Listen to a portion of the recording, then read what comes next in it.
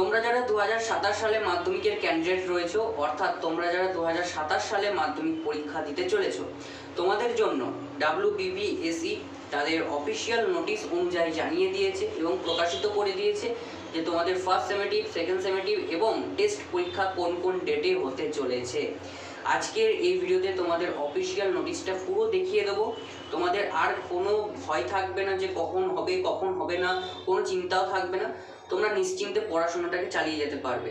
তোমরা এই নোটিফিকেশানটা অবশ্যই ভালো করে দেখবে এবং এখান থেকে জানতে পারবে কবে তোমাদের পরীক্ষা শুরু হচ্ছে এবং কবে তোমাদের পরীক্ষা শেষ হচ্ছে।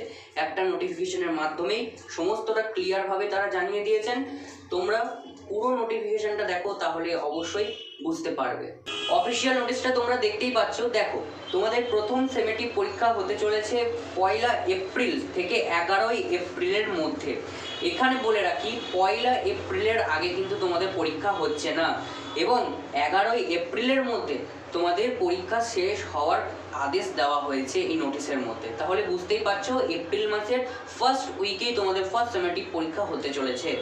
সেকেন্ড সেমেটিভ পরীক্ষা কখন হচ্ছে? 1 আগস্ট থেকে 12 আগস্টের মধ্যে। 1 আগস্টের আগে পরীক্ষা হবে না। সেই একইভাবেই ফার্স্ট উইকেই, তোমাদের আগস্ট মাসের ফার্স্ট উইকেই কিন্তু পরীক্ষা শেষ করার আদেশ দেওয়া হয়েছে। এরপর তোমাদের যেটা মেন টেস্ট পরীক্ষা, সেই টেস্ট পরীক্ষা তোমাদের হবে 17 নভেম্বর থেকে 30 নভেম্বর। 17 নভেম্বর থেকে 30 নভেম্বরের মধ্যে তোমাদের টেস্ট পরীক্ষা শেষ করার আদেশ দেওয়া হয়েছে এই নোটিশে। এবার দেখো, এই নোটিশটা কোন কোন স্কুলের ওপর লাগু হবে না, এই নোটিশটা যে সমস্ত স্কুলগুলো WBBSEর আন্ডারে রয়েছে তাদের ওপরে কিন্তু লাগু হবে। ঠিক আছে, তো এই হলো তোমাদের অফিসিয়াল নোটিশ।